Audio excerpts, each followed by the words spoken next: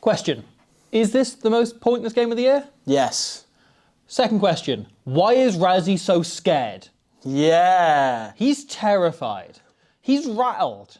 It's not just Rossi either. Like, obviously, last week, Ardi Sarvir, Cam Roygaard, Cody Taylor, Bowden Barrett all didn't show up. This week, like, Eben Etzebet's sitting on the bench because he doesn't want it. And also, there's, like, loads of other like world-class players that the Springboks haven't picked because they're all scared and they don't want to play. They're scared. So, they're scared of Wales. It's one thing I'm constantly finding in this current era of Welsh rugby is that like everyone's picking weakened teams because all the best players don't want to play against us. They're terrified. Because they're scared of us. They're terrified. They don't think they can stand up to this level, and this intensity, and this quality of opposition. So the Springboks play Wales this Saturday. Yeah, we're going to get fucked. A fixture that, like, slightly fascinating. So this fixture was arranged in 2018 when I need to say this, I'm going to say this slowly, and I'm going to savour saying this out loud. When Wales were better than South Africa. This fixture was arranged between Saru and the WIU when Wales were better than South Africa and beat them back-to-back that year. Yeah. Beat them twice that year. Entered both games as favourites as well. Like, and won both games. And the they second weren't game... upsets back then. The second game of those in Cardiff, like this game, what is going to be. Yeah. That, like, Wales won it by, like, 12 points. And that was seen as like, oh, we didn't put as many points on as we expected. Yeah, you know, that was a bit like... It took Wales a long time to break them down. It wasn't the performance that we were expecting in terms of, like, smashing them. Like, how far we've come since then. Yeah. So this game was arranged then to take place in 2020. Obviously, I don't know if you heard about this, there was a pandemic. If you didn't hear about it, like, Ask Henry Slade or something, like, I can't remember what happened in it. I'm not really paying attention. Yeah. There was a pandemic, it didn't happen. The game had been arranged to be outside of the test window. So last year, Wales played South Africa in the test window. However, they were still owed a fixture outside the test window. I assume that there must have been a down payment or something made already. I don't know that for a fact. But, like, this fixture was arranged 6 years ago, and they just needed to, before we got to, like, the fixture being set by World Rugby. We needed a pointless fixture between these two teams. Like, that was mandatory. It had to be a game outside the international window, where neither team would have the best players available. That had to happen. Bear in mind, like, back then, right, the South African clubs were still in Super Rugby. Yeah. Like, when this fixture was arranged, like, this has been a long time coming. That's why they've improved so much. It's joining the URC. And the thing is, it's going to feel like an even longer time watching it as a Welsh fan, I suspect. Yes, I think so. It's quite a scary prospect playing against any Springbok team. And obviously, this is a stupid thing to point out. And it's completely irrelevant because it's an international rugby match. You're going to have 23 international calibre players. But the team that are more affected by this being outside the test window is Wales. Not that that would matter, because if Wales played their strongest team against this South Africa team, the result would probably be the same as it's going to be on Saturday, you would imagine. Or I would predict it to be similar, you know. Because South Africa have such a level of depth that you look at this team and you kind of forget that this is outside the test window, because Rossi just does this anyway. He rotates his squad. He's probably got about 3 or 4 squads that he could name as his regular starting 15. And again, you wouldn't know that that's a weakened team, would you? Don Human was asked about how many players are missing, and he said, honestly, it won't affect us that much because we change our team every single week anyway. Yeah, exactly. He said, like, this won't be too big of an issue. And you look at that 15, and it doesn't feel like they're missing how many other players. That feels like a standard issue Springbok team, likely largely the team they would have picked if they had everyone available. 100%. Like, you maybe have 1 or 2 changes that come in there, but otherwise, that is an incredibly strong team. That Welsh team, you cannot say the same thing. No. And Wales are not blessed with depth at the No. moment. They're trying to find a starting 15, let alone a bench, let alone a wider squad. And there's a handful of positions where Wales do have a little bit of depth and they must bring in a good player. You know, like Rio Dyer was a brilliant player. You go back a year or so, he was one of Wales' like automatic starters. Yeah. He played every minute for Wales last year, then hasn't featured this year. Like, this is his first game of the year, having played every single minute the team played last year, which is mad, like, for that level of drop-off. I'm glad he's getting a chance. He hasn't been playing that well for the Dragons so far, start of the season, but I'm glad he's getting an opportunity. He works hard when he plays for Wales. Incredibly hard worker and good under the high ball. Yeah. He is our winger who is best under the high ball. And that's been the real problem area for Wales. So getting him in the team, really positive. I like it. Tom Rogers picked up an injury last week, so it's tough on him after scoring a hat-trick against the All Blacks in 55 minutes. Yeah. And then a couple of the other, Joe Roberts, I rate. I think like there's an international player there who needs some time to develop there. Yeah, playing against Damien Dealende is a tall It's tough, order. but like, I think Josh on the Blood and Mud podcast made this point really well. I think like a win for Wales is uncovering 2 or 3 players who can stand up to Springbok intensity. Yeah. You think about when they played them in Twickenham last year, yeah. And you just had a handful of players, like Matthew Screed played way better than we expected. James Ratty came off the bench and was very good. Like, you had a few players, Jacob Beetham was very solid off the bench. Like, you had a few Welsh players, you had like, okay, I can see you as an international starter. Sure. And then a few of them have written on into this team now. And it's probably trying to uncover a few players like that. I think Rhys Davies in the second row is probably like a prime contender for this. I've always wondered why he wasn't getting more game time. He's been kind of cursed with injuries for the last few years. I think it's held him back a bit. Yeah, I quite enjoy the thought of Rhys Davies starting this game. Yeah. You think back to the tour in 2022 where Wales played in South Africa and won a game, by the way. Obviously, this was sandwiched in between the Springboks' 2 World Cup wins. They were dominant, but they weren't quite the levels they are now, where they can just like change the team every week and still obliterate everybody. But they were an extremely strong side, and that was the making of Dewi Lake as a Welsh international player. He got a couple of caps and played well before that, but he'd had the opportunity to play against Malcolm Marx because he's that type of player. That Malcolm Marx is probably a player that Dewi Lake grew up idolising and going, I want to be like him because he's a big ball carrier, he's big in the breakdown, and he works as like an extra number 8 as well as a hooker. And obviously Dewi Lake only converted to hooker at the age of sort of 19, 20. But regardless, like he's that kind of player. Rhys Davies, you'd imagine, would be similar. Playing against the likes of Ruan Nortje is a brilliant opportunity for him. There's the famous photo of Dewi Lake offering Malcolm Marx out for a fight, which if we get one photo like that out this weekend, it was all worth it. It was all worth seeing for the ordeal. Wales really smartly have had Gareth Thomas doing the press this week. He was the player they put up for press duty, who obviously played on that tour. He was another player who came back with his reputation enormously enhanced. Yeah. And he was out there and he was just talking about that tour all the time and just saying those were like the first 2 tests in that tour were possibly my 2 favourite games I've ever played in. And he was like, I got to go up against the best pack in the world and I held my own. And like ultimately, Wales won that second test because they won a scrum penalty. And that was on Springbok ball. Because it was such a physical series. Yeah. And clearly a few of the Welsh lads up front really enjoyed that and embraced that. And I think that is the challenge for this Welsh forward pack because look, let's face it, opposite that South African pack, we can't expect much out of them, certainly, especially at set piece. As I mentioned, like Ruan Nortje playing there. Obviously, Groblar's been on outstanding form this autumn. Steinekamp coming in at loose head. Like, they have so much firepower up front. You can't expect much out of that. But if they could hold their own, then you'd imagine this Welsh pack would grit their teeth and think like, you know what, lads, this is good. This is a result. I just want to go back to Rhys Davies a tiny bit because I think he's like the guy I'm really excited to see in this team. I think he's really deserved this opportunity to be his 4th cap. The frees picked up very disjointed, got 2 in 2023, then 1 in the World Cup warm-up, and then 3 in 2023, and then has had 2 years basically being injured since then. And it was interesting, Mark Jones said at the start of the year, basically it was like a dietary issue, and it was like stuff he was doing off the field that was leading to him not being right and being easily injured. And they've kind of sorted that, and they looked at him, talking to a number of specialists who worked out what was wrong, and he, fingers crossed, touch wood, hasn't been injured since then, and hopefully he can keep that up, because I think, one, enormous lad. Wales doesn't produce many players his size. Wales need big players in the pack. Great ball carrier. He carries the ball a bit like our Hisnyman. I'm not saying he is our Hisnyman. No. He's like a cheap pound shop knockoff, like Valley's our Hisnyman a little bit. Carries the ball, sometimes you see it in one hand, but has that very relentless, almost tipping himself into a tackle kind of way, but also really good at the breakdown, like a real proper jackal threat because he's so physically hard to move when he gets in there. And I think that is a player that Wales have been missing.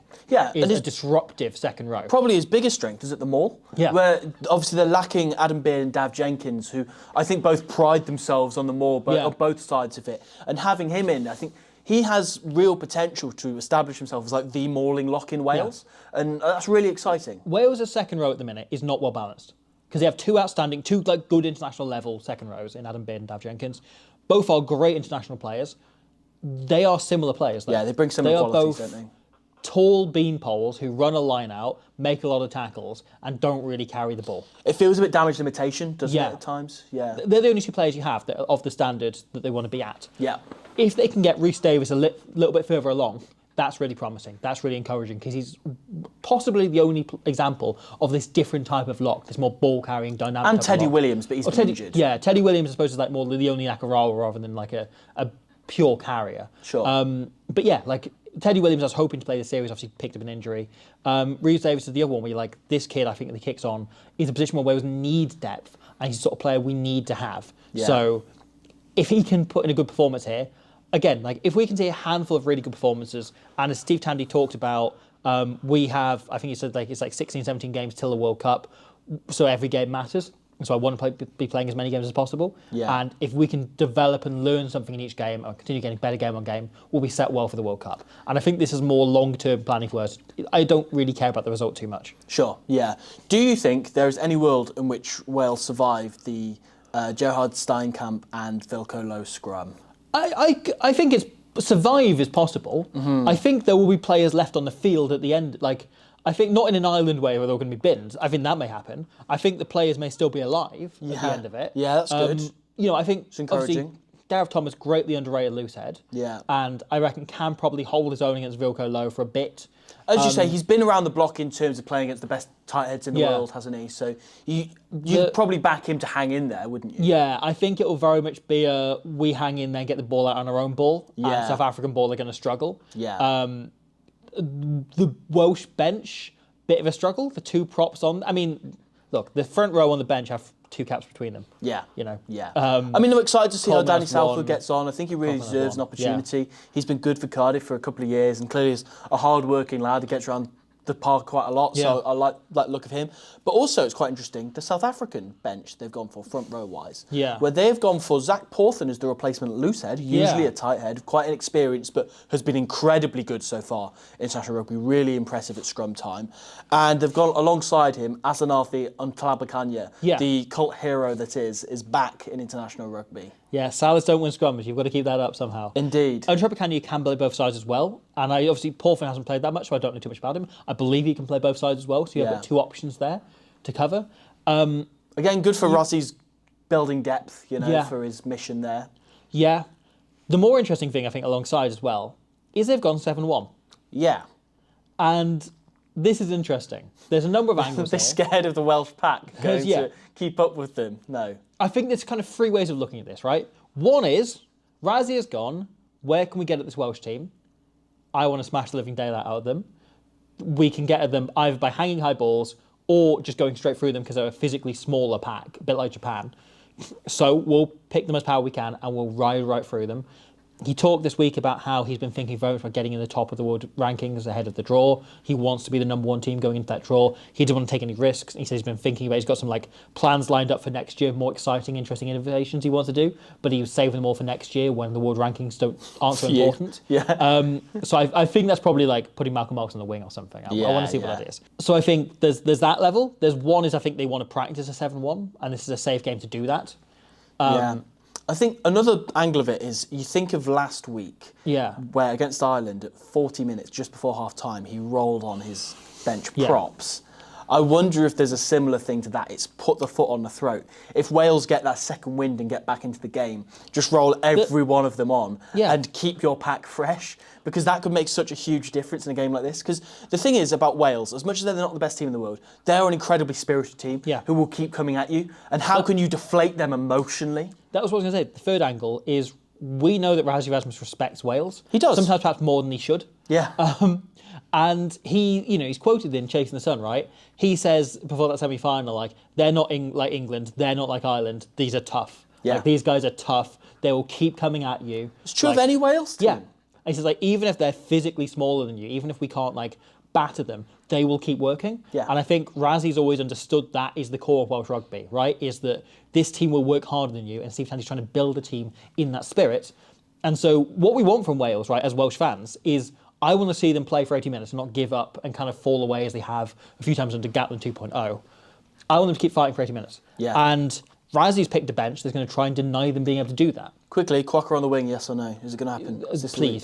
Please. It's possible. Please. It's possible. Yeah. Obviously, because just Corbett Reinach on his 50th cap covering the entire back line. Obviously, you've got flanker Andre Esterhazen also playing at 12. Of course, yeah. Well, that is an interesting degree to this as well, that you've got Andre Esterhazen and Damien De Allende in the centres together. So I think the Springboks will probably pick the biggest backline they physically can. They pick the biggest team. Look at every single player in that backline, other than Morne van der Berg, is capped at the centre.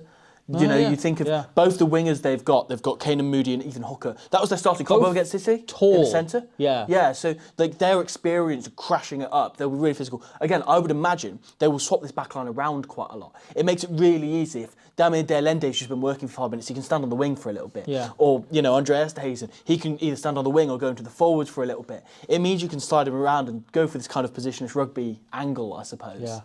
I'm really intrigued by that. I think they're just looking pure power game. And also, they've got the 2 tallest wingers they have available. Yeah. Because they know Wales have still picked Blair Murray.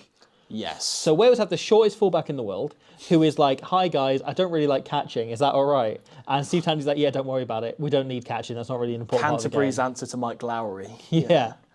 And so South Africa will continue to hang bombs, and they've picked the 2 tallest wingers in their squad. Moody, obviously, big guy, great in the air, but Ethan Hooker's outstanding under the high ball. Like, it was the first thing I remember like noticing about him, seeing him play in URC, was just like, this kid's core skills and technique are so good. Yeah, every time he chases a kick, it is at least a contest, isn't it? He at least makes it difficult. A guy who loves to hit the ball above his head. Yeah. Like, goes for those big contests, which, considering, like, if he's reaching above his head, Blair Murray will get to about here on him. Yeah. If Blair Murray is jumping to the fullest height he can. Yeah. So, no contest. Yeah. No contest. No, I did look at that Welsh backline and immediately go like, I wonder what the Springboks are going to do. Yeah. A team who love aerial contests, who have the best kicking game in the world, playing against, as you say, Blair Murray, who's really struggled. When even Japan were bombing high balls on him and getting a lot of change out of it, it does make you think that... Yeah, Sasha, and that's another thing I think is interesting about this, because Sasha Zulu starting at 10, obviously he has proven himself to be an incredibly multifaceted fly half in international rugby, but I think the core of the game for him, the key is patience. Yeah. It is, he doesn't have to do anything flashy in the first half.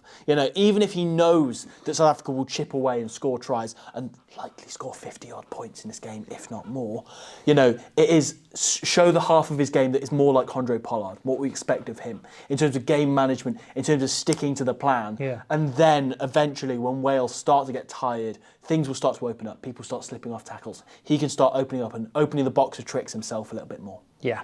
So, I think in terms of gameplay, we're expecting a lot of kicking. Yeah. We're expecting perhaps not the best spectacle, but probably a lot of points scored. Yeah.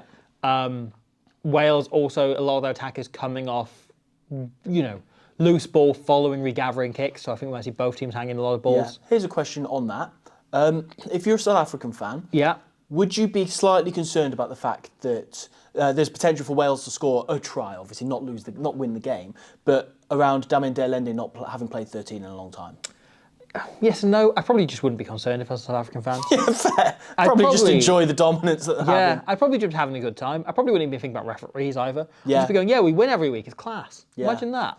And what if one of our players gets banned? We can just put in another world-class player. Oh, wow. That must be nice. Oh, we're sent down to 8 men. We're still managing to mince them at every single scrum.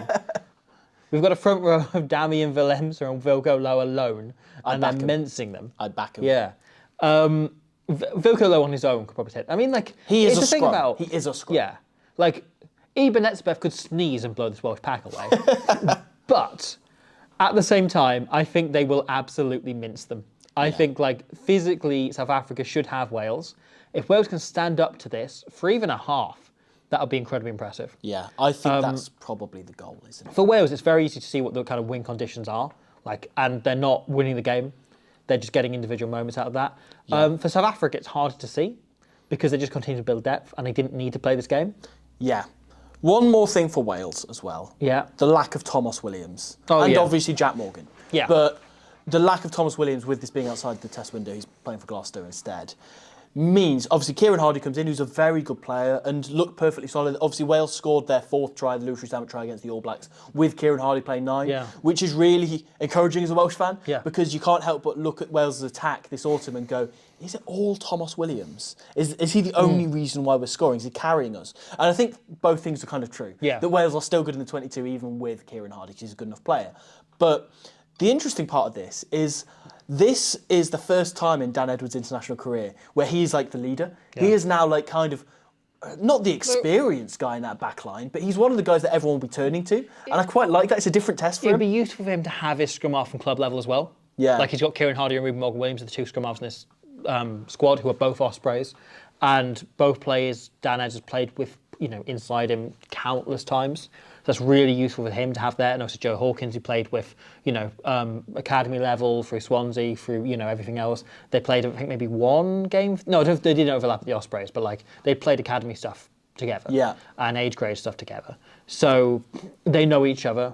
And now, obviously for Wales last week. So he's got players around him that he knows and trusts and can play with here. So he can fall back on that as well.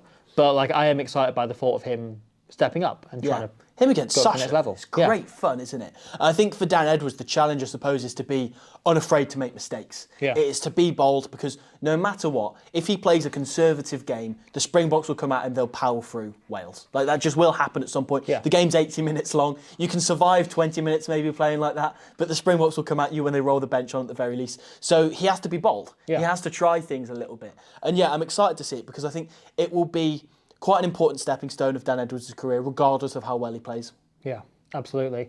I'm excited for that. I'm looking forward to the game more and more the closer we get, because for a long time I was just like, God, do we have to do this? And now I'm a bit like, well, it doesn't matter, does it? Like, the scoreline doesn't matter. Yeah. Like, ultimately, it's not like, not like this is a league game where the points difference is going to screw you over the full season. It's true. You're kind of like, we can just focus on what Wales get right from a Welsh point of view. And then from a wider point of view, you can look at Springboks as they continue to evolve and see what they are trying to get out of this. Ultimately, Wales will be 23 caps stronger off the back of this. The Wales squad will be. And the Springboks, as you say, Rhys is not going to pull out anything big and new in this game, but they don't have to. Like, they will probably roll Wales over at a canter. But yeah, it'll be exciting to watch their continued evolution and, again, the Sasha of it all, how he switches things up. Yeah. I'm excited. I mean, I'm not, but also I am. No, yeah. The thought of having to go watch a depleted Wales team play South Africa, then a depleted Ospreys team play Edinburgh, back to back, could only be undone if perhaps Antoine Dupont was coming back to rugby that evening at 8 p.m. UK time. That's quite a nice thought. Pretty exciting. It's a pretty exciting way of calming yourself down after watching whatever this is about to be. Rugby's quite nice, actually. Rugby's saved. Someone should put him on the cover of a book.